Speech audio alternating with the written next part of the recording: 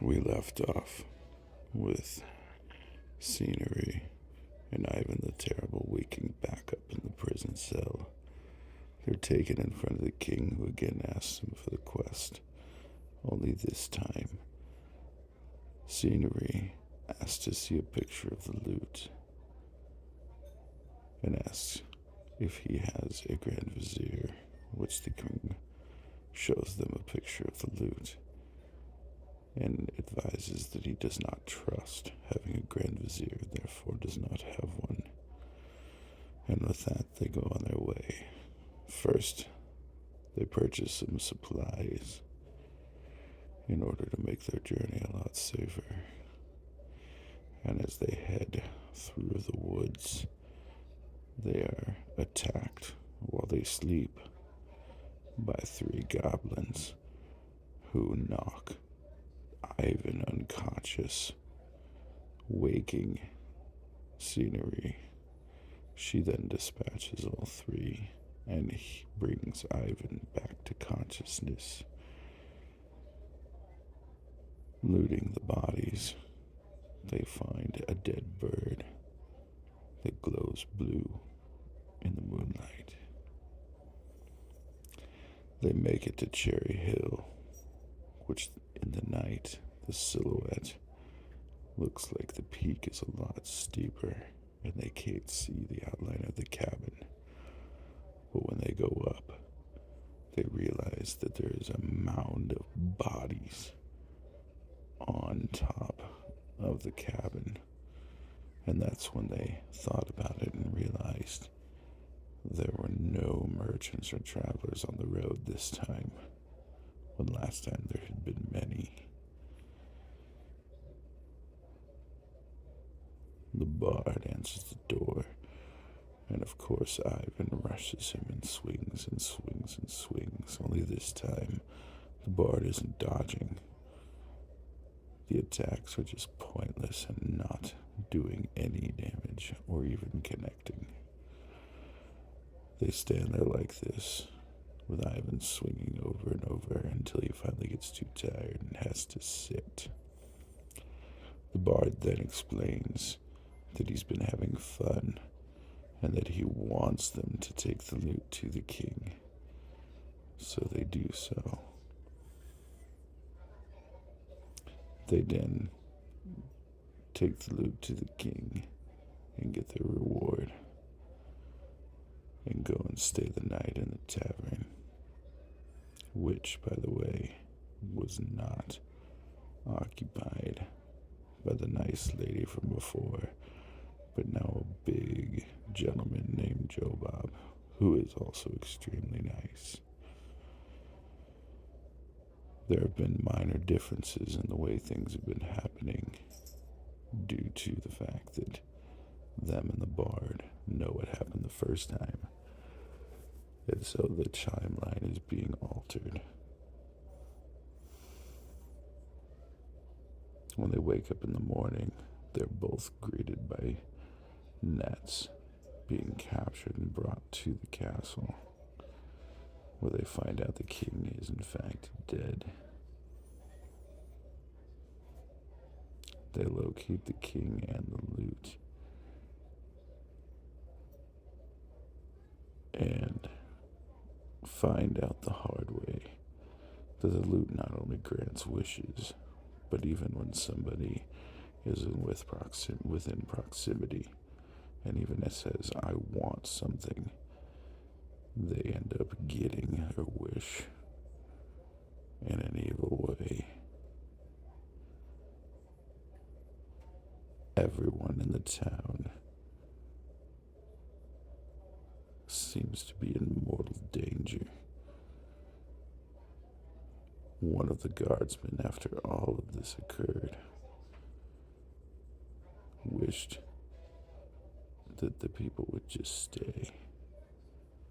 And so Syneri and Ivan were sunk into the stone floor. And after breaking his arm once, Ivan was able to free his legs and in turn free Syneri by getting the guards and having them chisel out her legs.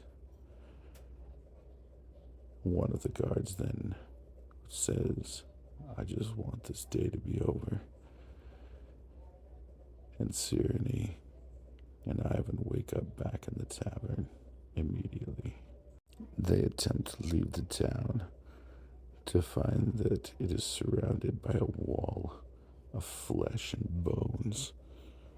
And after many attempts of either bashing through it, cutting through it, or climbing over it, they are not able to escape. So Syneri moves to go to the castle, while Ivan still tries to penetrate the wall. Syneri locates one lone guard, the only living human she can find, or living being, who's scared to death and knows nothing of what's going on. They enter the castle.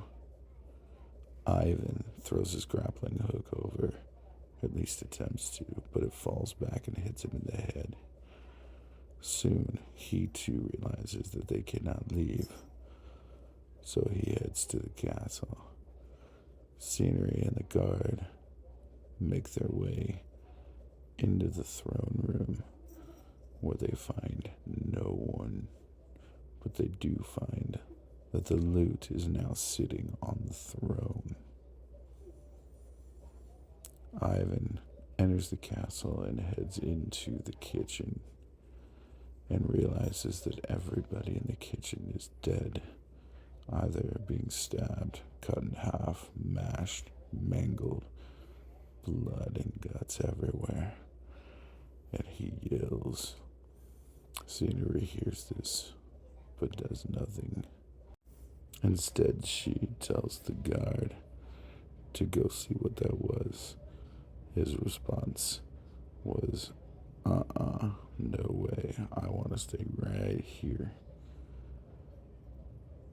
And he immediately turns to stone. Syneri is pondering what's happening. She picks up the lute and tries to make a wish, but nothing happens. Syneri then blows on the lute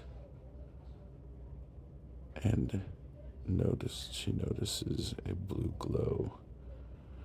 So she blows again and notices the blue glow again and remembers the dead bird that she had stored.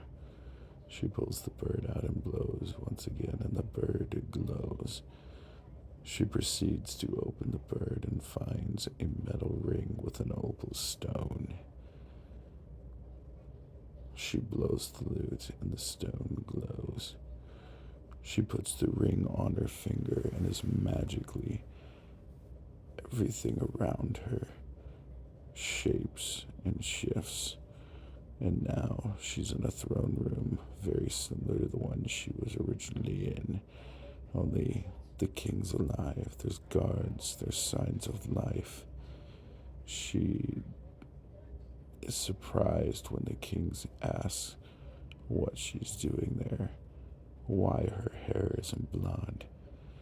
He proceeds to tell her that she and her companion had already dropped the lute off to him months ago, 3 months specifically, and he had locked it in a soundproof box in a hidden chamber, away from humans, or any beings of that matter.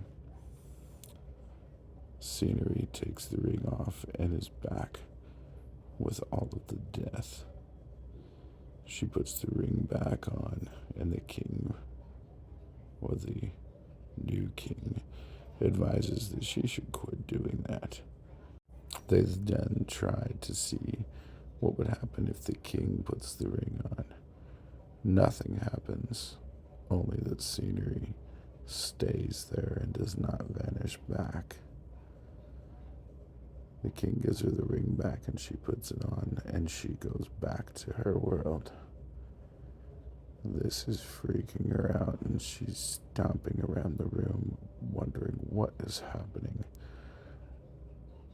When Ivan walks in the room, He sneaks up and grabs her chest, to which she stabs him in response.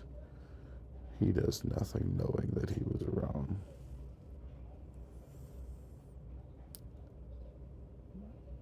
Syneri then takes the ring off, and she's back in the other world. Ivan is scared because she just pops out of existence. She puts the ring back on and is back in Ivan world with Ivan. Ivan says, "Let me try go with."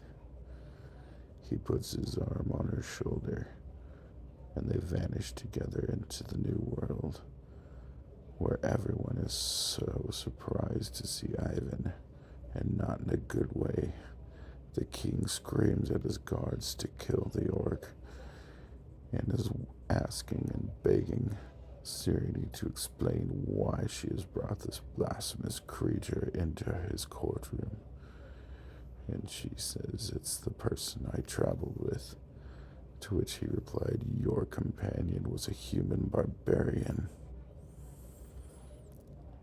She took the ring, put the ring back on, and they transported back. After a few minutes of thought and discussion, Syneri puts the ring on the lute in her world, which makes the worlds merge together. The stone statue melds with one of the live guards from the new world, and he screams in agony as he's mangled in the stonework. Everyone is freaked out, especially about the orc now in their location. The king more so, realizing he wasn't in his throne room anymore.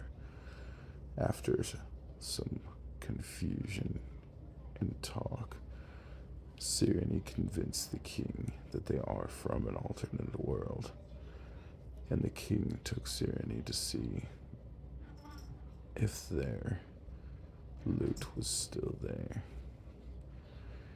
Now, Syneri's lute is silver with blue stones, while this king's lute is made of wood with opal stones matching those of the ring.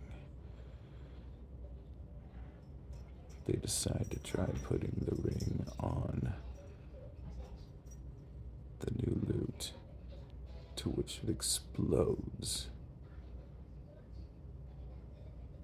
Finding this out, they realize that the only way they can stop this madness is by finding the bluestone ring in this new world. They look outside and realize that the wall of flesh and bone is still there, but it appears to now be a mist. Stay tuned for our next adventure. Find out if Syneri and Ivan can adjust, and just what lies waiting for them.